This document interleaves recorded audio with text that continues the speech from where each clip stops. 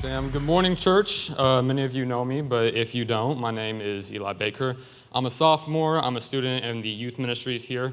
And recently someone asked me a question. They say, Eli, how are you using your influence for the glory of God right now?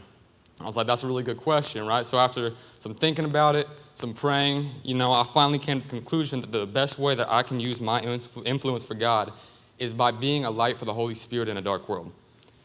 But to do this, we must truly be filled with the Spirit of God, and we must know His love to be able to show it to others. So, quick piece of my testimony. I grew up in this church. I gave my life to Christ when I was 7. I was baptized the same year.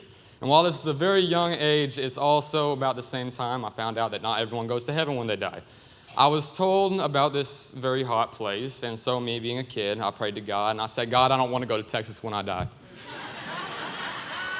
It wasn't exactly what I said, but it was along those lines, right? And so although I gave my life to Christ at a young age, I didn't truly experience the love of God until very recently. Prior to this, we were in the pandemic, and we weren't able to attend church regularly. Because of this, I became what we like to call a very lukewarm Christian. I would pray, and I'd read my Bible here and there, but I also surrounded myself with the wrong people, and I found myself falling into sin much more regularly.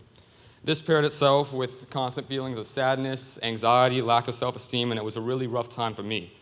Soon after, though, we started coming back to church, and I started to grow in my relationship with God. And it says in James chapter 4, verses 8, it says, when we draw near to God, He draws near to us. I was so filled with the Holy Spirit, and it filled me with the true love of God in its entirety.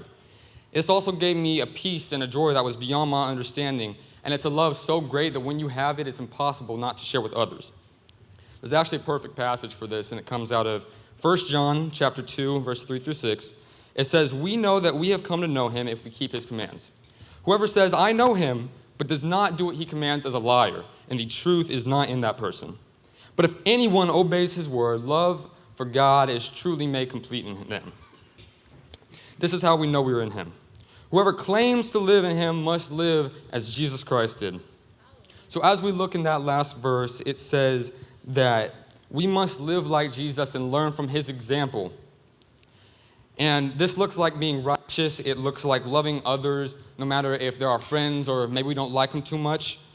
And in a world of sin and chaos that we can see in our everyday lives, we need people that are truly filled with the Spirit of God in its entirety to represent Christ through our attitude and our actions. So this wise person that asked me the first question, they asked me another one. They said, Eli, what opportunities is God giving you to walk out in obedience to God?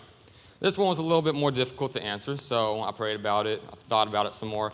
I even went to my mom to ask her because she knows everything.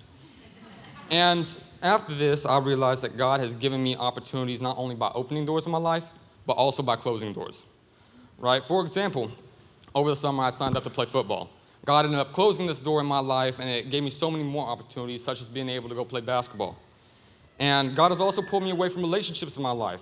And this can make it difficult to fully rely on God. But when we allow God to take control and lead us, we gain a peace that God will carry out everything in accordance with His good, pleasing, and perfect will.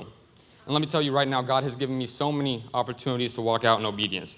This goes for basketball when I'm playing, glorifying Him in everything. When it comes to church and serving in youth middle, and even at school and at home, just trying to represent that love of Christ.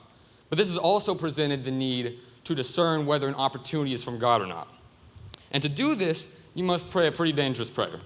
And that prayer is saying, God, in this situation, let your will be done.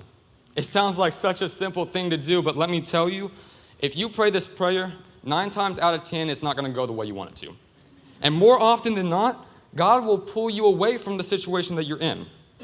I've seen this so much in my life recently, right? God has pulled me away from situations that I found myself in the middle of. He's even pulled me out of situations that I felt Him leading me into. And it takes so much faith to do, but if we can do this, then God will end up closing the unneeded doors in our life, and He will open doors that we didn't even know were there. So why do I say all this? I'll leave you with this.